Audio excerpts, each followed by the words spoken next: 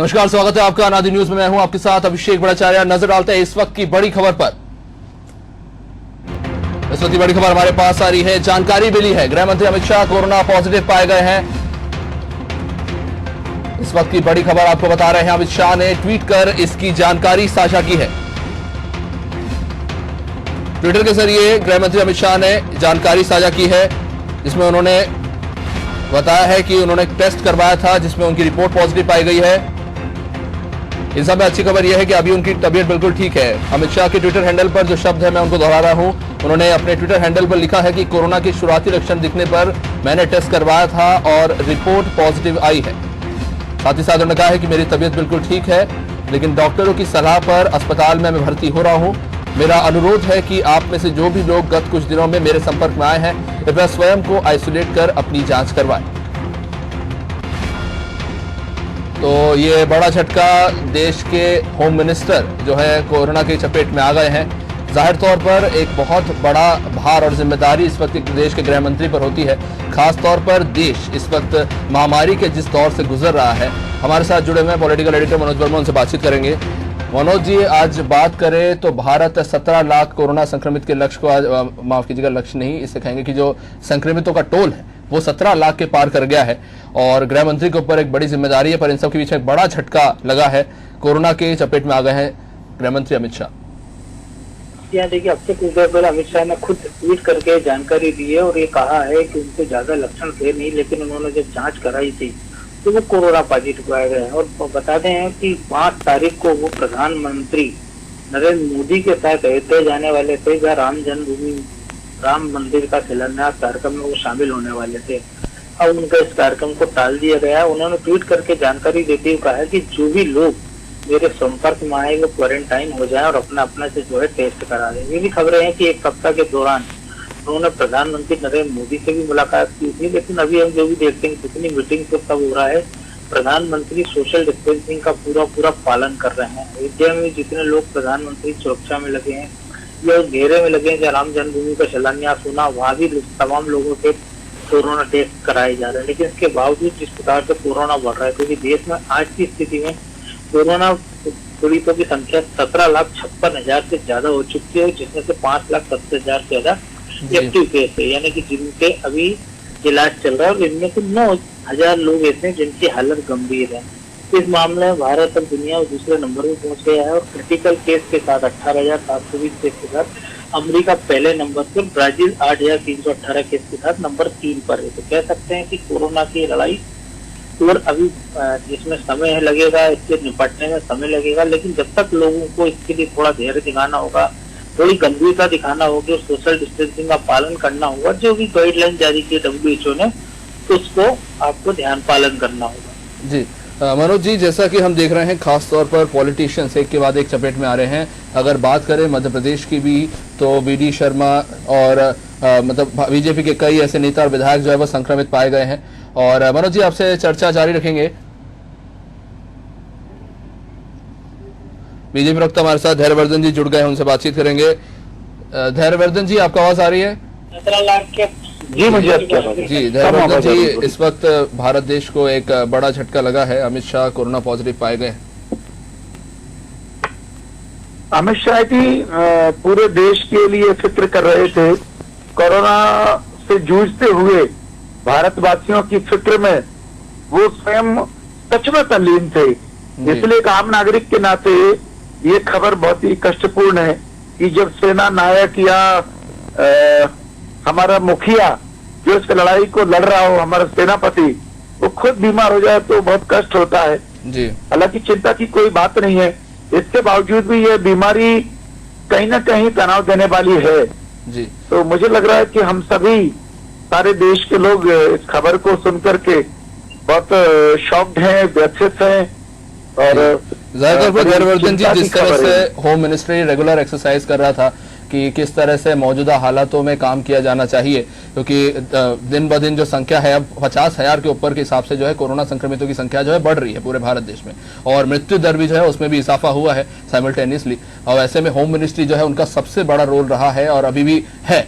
इन सब में कि गाइडलाइंस जारी कर रहे हैं रेगुलर जो होम मिनिस्टर की तरफ से आ रही है लोगों को बचाने के लिए। ऐसे में आने वाले समय में इस पर भी प्रभाव देखने को मिलेगा, क्योंकि अमित शाह जो एक तरह से जैसे कि आपने कहा कि होम मिनिस्टर के ऊपर एक बहुत बड़ी जिम्मेदारी होती है, खासतौर पर महामारी के दौर में जहां पर जनता उम्मीद लगाई बैठी होती है कि सरकार उनके लिए लगातार प्रयासरत है और काम जो है चल रहा है।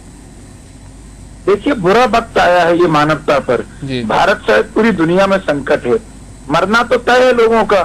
कुछ लोग कोरोना से मरेंगे, और यदि कोरोना से नहीं मरे तो कुछ डिप्रेशन से मर जाएंगे, कुछ भूख से मर जाएंगे। इसलिए हमको अपना मन ठीक रखना है, मनोबल ठीक रखना है और जूझना है। और सरकार पूरी तरह समर्पित है।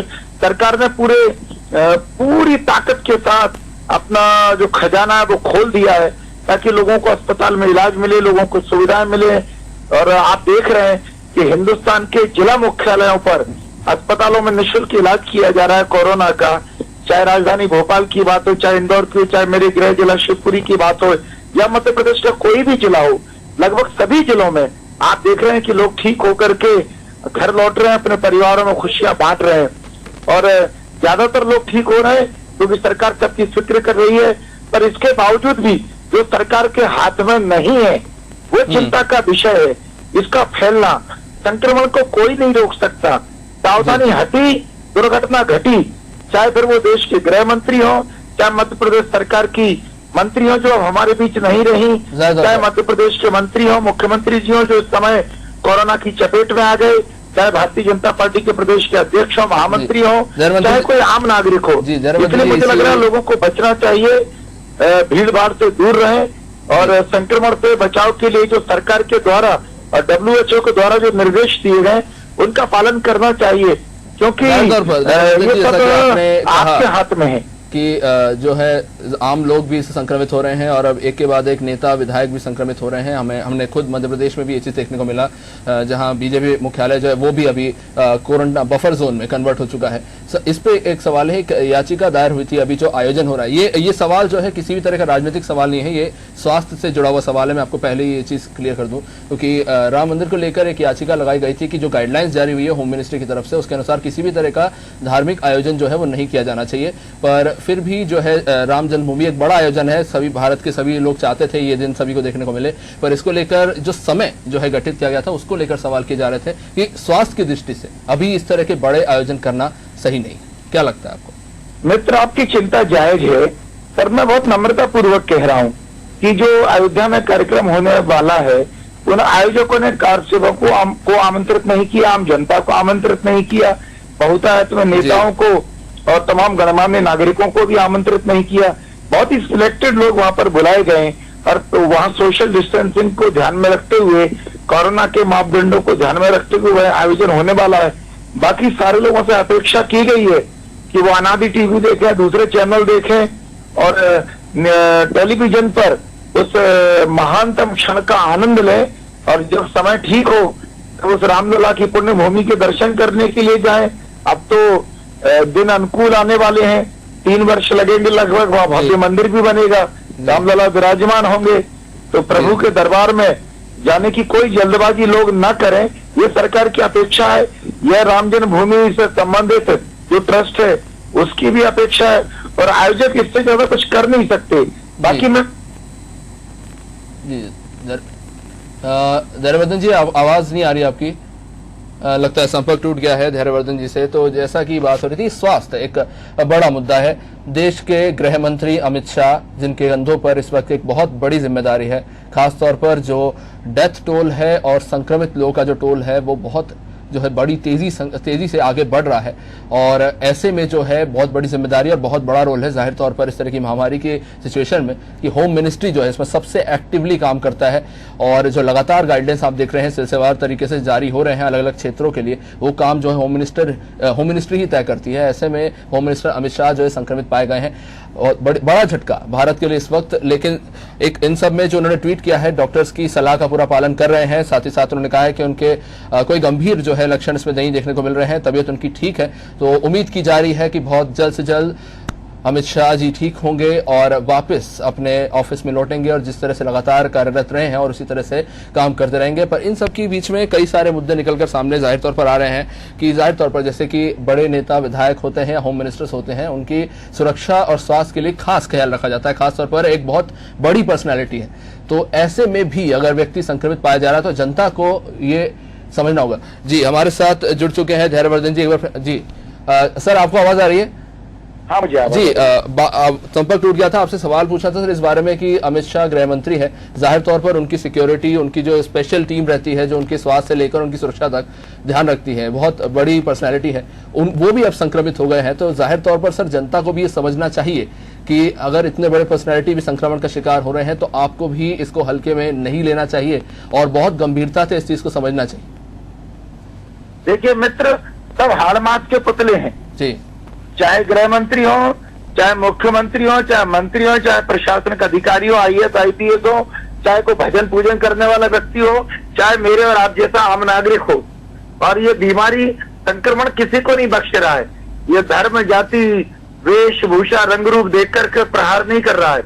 ये तो निकला है कबड्डी कबड्डी कबड्डी कबड्डी की आवाज लगा करके आप दिखे और उसने आपको छुआ, इसलिए आपको खुद बचना है, आपको अपने प्राणों की रक्षा खुद करनी है। और बाकी जीवन भर कार्यक्रम चलते रहेंगे। समझाइश चौतरफा दी जा रही है कि प्रयास करें कि आप अपने खोल में रहें। आपकी जो जैसे ग्रह अपनी कक्षा से बाहर नहीं निकलता, वैसे आपको अपनी कक्षा में रहना चाहिए, अपने माता पिता, पत्नी, बच्चों, भाई बहन के साथ, कुटुंब के साथ। आवश्यक नहीं है कि आप भीड़ का हिस्सा बने, बहुत आवश्यक हो तभी जाएं। और मैंने पूर्व में निवेदन किया था कि लोग अगर सरकार से अपेक्षा करें तो डंडे के जोर पर सरकार पूरे भारतवर्ष को घर के अंदर अब नहीं करेगी, क्योंकि वरना दूसरे प्रकार से लोग मरने लगेंगे। कुछ लोग डिप्रेशन के मारे मरने लगेंगे, कुछ लोग भूख के मारे मरने लगेंगे। जैसा कि धैर्यवर्धन जी हम देख रहे हैं, त्योहार का समय देश को भी चलाया जाए और अपने प्राणों को भी बचाया जाए। त्योहार का समय है, कई तरफ से व्यापारियों की भी मांग उठ रही है और कई सारे लोग भी मांग कर रहे हैं कि उनका व्यवसाय जो है बुरी तरह से प्रभावित हो रहा है। ऐसे में लॉकडाउन को खोल देना चाहिए। तो सर ये एक बहुत जटिल समस्या बन गई है सरकारों के लिए भी कि एक तरफ तो लोगों की सुरक्षा का भी ध्यान रखना है, लेकिन व्यवसाय भी प्रभावित नहीं होना चाहिए, क्योंकि भारी वित्तीय संकट से मध्य प्रदेश में, जैसा कि हम जानते हैं, इस वक्त गुजर रहा है। समझना चाहिए जी, जब लॉकडाउन पॉसिबल नहीं है, एक तरफा तालाबंदी नहीं की जा सकती है। देश भी चलेगा, काम धंधे भी होंगे, बाजार भी खोलेगा, पर अनावश्यक मुंह उठा करके घुमंतु बन करके कहीं भी नहीं निकलना है। जो प्रवृत्ति होती कि कार उठाई, बाइक उठाई और तफरी करने के लिए चल दिए, आपको अपने परिवार के लोगों को भी समझाइश देनी होगी कि बहुत आवश्यक हो तब जाएंगे, और जब जाएंगे तो सावधानी बरतेंगे। क्योंकि गृह मंत्री जी पर तो लोग पहले का आरोप ही लगा रहे थे, आपने देख जी। शुक्रिया धैर्यवर्धन जी हमारे साथ बातचीत करने के लिए।